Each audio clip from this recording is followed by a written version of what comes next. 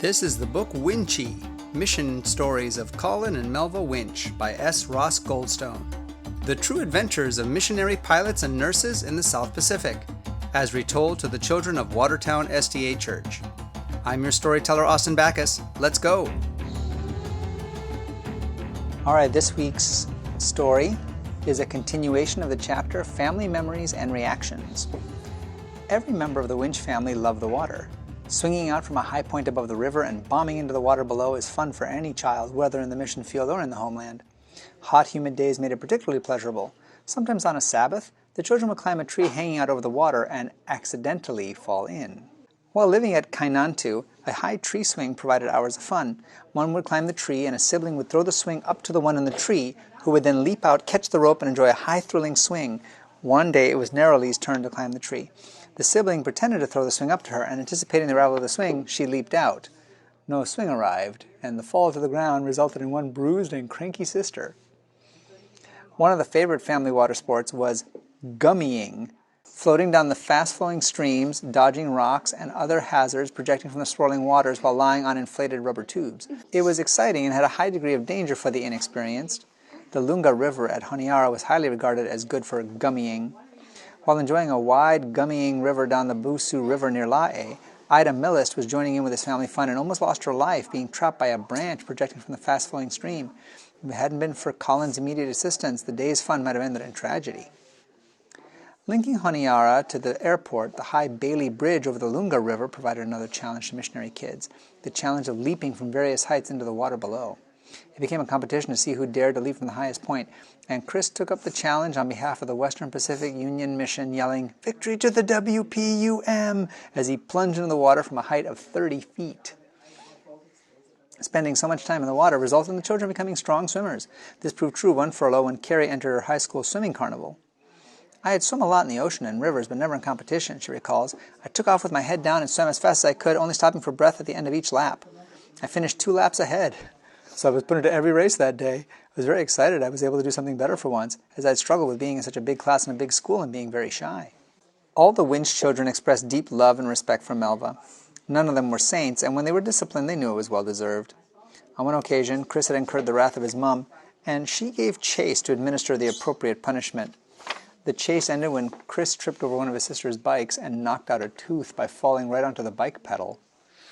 Wrath quickly dissipated and sympathy took over. For Chris, this was a picture of God, slow to anger and full of grace, mercy, and truth. He also enjoyed sharing camping, fishing, and flying trips with Colin. He noted his father's dependence on God, especially when about to take to the air. "I've taken this dependence on God into my own life," he says. Carrie also remembers with pleasure the time she flew with her dad. If he had a spare seat in the plane, she would fly with him for as many as 3 days at a time. Colin also taught her how to eject the welfare bags through the open door of the plane. "Dad would take me to help with the clothes bag drop," she explains. "He'd take the door off the plane and strap me in with a secure shoulder harness, show me how to get a hold of the ear of the bag, which is bigger than me, and pull it up beside me in the doorway. We would fly to our destination and buzz the village so they would know we were about to drop a bag and they should stay clear. Then he would tell me when to push the bag out. It was cold, windy, and exciting. We didn't always hit the mark, but the people appreciated the clothes." The Winch family lived in Australia from 1977 to 1981. During which time Colin established a flying school at Avondale College. In 1982, a call came for Colin to return to mission service as secretary of the Papua New Guinea Union Mission based in Lae. He and Melva wrestled with the call, knowing the fragmentation of the family that might have dire consequences. Melva particularly was negative to the call, but out of loyalty to her husband agreed to go. Carrie and Nerali seemed to handle separation from their parents without much trauma. However, even after 2 years living away from home at Lilydale Academy, Nerali found the adjustment of living back in Australia difficult, at least until she made new friends. For Carol and Chris, it was a different story. Both were more emotional than their sisters, and both developed negative attitudes to the situation that took their parents from them. Speaking of her thinking at the time, Carol wrote, "I often felt the missionaries were doing the work of the church first, then serving God second, and finally the family was last. I even began to blame God for my hurts. What a saint my mom is. It must have worried her being alone so many times as my dad was absent on God's work. There were times when I even questioned the good that the church was doing. I saw native kids in highland villages, cold and freezing, with green snot running down from their noses, wearing skimpy white man's clothes, shivering as they washed themselves with cakes of sunlight soap in freezing mountain streams as they had been instructed. To me as a child it didn't make sense. Smearing yourself with pig fat was a better option. At least they were warmer. I didn't realize the impact the break from my family had on me until years later. I was in a small group and an old missionary from another church was talking about doing God's work and how he had sent all his children back to Britain at a young age. When I interrupted him, "You call that God's work? How dare you sit there and call that God's work? Your first and foremost missionary work is to your family. Don't you dare call that missionary work." I sobbed and sobbed. The meeting had to be closed because of me. I was inconsolable, embarrassed, and distraught. I know my mom and dad did what they thought best, but there are so many dysfunctional missionary kids out there. Chris also went through a personal crisis due to his parents' absence. I recall standing, stunned, on the tarmac of the Kurambang airport as my whole support structure flew away and disappeared into the sky. Little did I realize how much I really needed them over the next couple of years. But we were never to be that family unit again that I so desperately craved. I started to blame first my dad for having left, then God was also my target. After all, wasn't it his mission service that had taken my family away from me? The next 7 years saw Chris seek to solve his loneliness and substance abuse until a series of accidents caused him to take a radical look at his life and renew his commitment to Jesus Christ.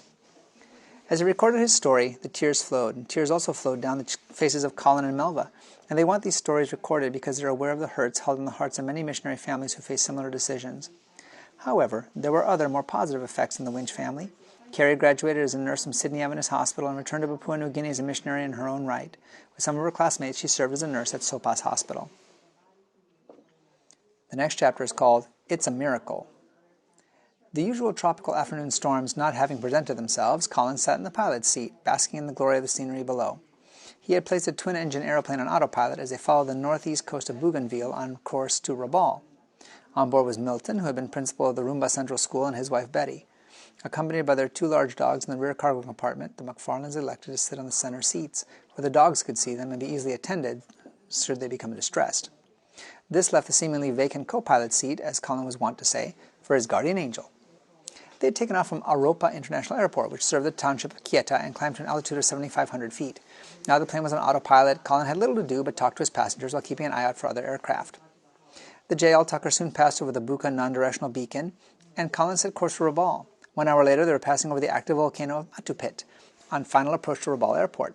Colin refueled the plane, checked the oil in both engines, while the McFarlanes took their dogs for a walk before reboarding for the 2-hour flight to Lae on mainland New Guinea. In the final 30 minutes of this segment of the trip, Colin noticed a slight vibration in the airframe of the airplane. Wondering as to the cause, he checked the plane's instruments. To his shock and consternation, the port side, or left-hand engine's oil pressure gauge showed no oil pressure, indicating a major problem. There was no time to alert the McFarlanes. Immediately, he swung into action, closing the engine down, feathering the prop. Milton noted that the prop was stopping spinning. He let out a roar. "What are you doing, Winchee?" "Just a moment, Milt, while I complete closing down this engine, then I'll explain it to you." Colin advised Lae Control Tower that he had closed down the port engine due to no oil pressure and was cleared to make a straight-in approach to the runway. Milton and Betty heard the two-way conversation with the tower and became understandably quiet. They heard the tower authorities giving instructions to other aircraft approaching Lae to hold clear, as there was an aircraft on an emergency straight-in approach. The McFarlanes realized they were on that aircraft. They were part of the emergency.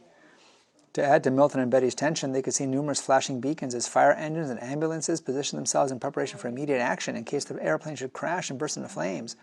Colin was fully aware of preparations being made on the ground for the landing, but his mind and energy were fully directed to what had to be done to land the plane safely. Landing on one engine was not a problem. The problem was that the port engine also controlled the mechanism for lowering the landing gear. Having shut down the engine, Colin now had to manually pump down the landing gear with one hand while flying the plane with the other hand. With adrenaline flowing, he began the task. At least 60 pumps of the lever would be required. Up and down he pumped, up and down, and with each action the task became more difficult as the pressure built up in the landing gear mechanism. Up and down, until eventually the 3 lights on the instrument panel indicated the landing gear was down.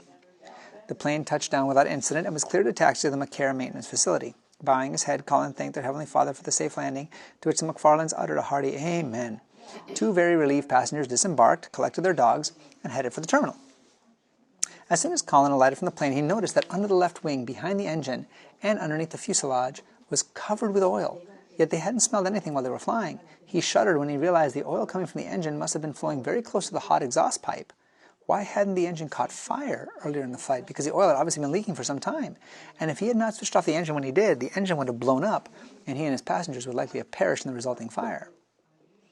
The McCare chief engineer walked across the tarmac and interrupted Colin's silent prayer of thanks. When he saw the copious amount of oil under the fuselage, he filled the air with colorful expletives. Looking at Colin, he exclaimed, "You're a lucky bugger!" Shaking his head, he circled the airplane and the expletives continued. "I'll get one of the engineers to have a look at it straight away. You can watch if you like." Colin unloaded the McFarland's luggage and the plane was pulled into the hangar. The engineer removed the engine cowl and started an unusual and interesting chain of events. First, the engineer checked the oil stick. It was dry. "Oh, it can't be right," he muttered. So he checked it again. It came up dry again, a few expletives. "Did you hear the engine rattling before you closed it down?" Colin indicated there had been no unusual noise, only a slight vibration that he felt coming through the fuselage and the pilot seat. "I'll undo the drain plug and see if there's any oil left." There was just 1 liter of oil left in the engine. These leak-coming engines, run with 12 quarts of oil, should never be allowed to get below 10 quarts. He took out the spark plugs and turned the propeller by hand. There was no noise. "Oh, you've done in your engine for sure," the engineer concluded. "These engines won't run with less than 3 quarts of oil. I'll take out the oil filter and cut it up. I'll show you all the broken metal it's trapped. You'll need to get another engine. This one's done for. Can't make out why it's not making any noise when I turn it, though." Silently, Colin prayed, "Please, Lord, the aircraft is just a few months old. It's just run in. We can't afford another engine. We need this machine to extend your work. We need a miracle. Dear Jesus, please give us a miracle." The engineer gripped the filter in a vise and, taking a mean-looking knife, slit the heavy innards of the filter and opened it out until along the bench. "Come close," he excited, "and I'll show you all the metal from your damaged engine." "That's funny. Nothing in here. It's as clean as a whistle. How can that be?" He walked across the aeroplane with a furrowed brow and put the plugs and a new oil filter back in. He asked some of the National Aircraft Cleaners to wash the engine and fuselage clean, and then he filled the engine with new oil. This done, he asked Colin to start the engine and run it for about 5 minutes. When the engine was again closed down, he checked for leaks. There were none.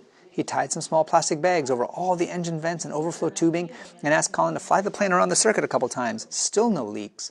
As a final test, he asked Colin to fly it again, but this time it climbed to 8,000 feet, the altitude the plane flew at from Rabaul to Lae. Colin was to fly at this elevation for 30 minutes, and that did it. On landing, one of the plastic bags was bloated with oil. On examination, it was found that the seal that prevents engine oil coming from the engine sump had not been pressed down properly when the engine was first manufactured. Somewhere between Rabaul and the Vitiaz Strait, the seal had started to leak, causing almost all the oil from the engine to be pumped overboard instead. The engineer looked straight at Colin and said, "It's a miracle."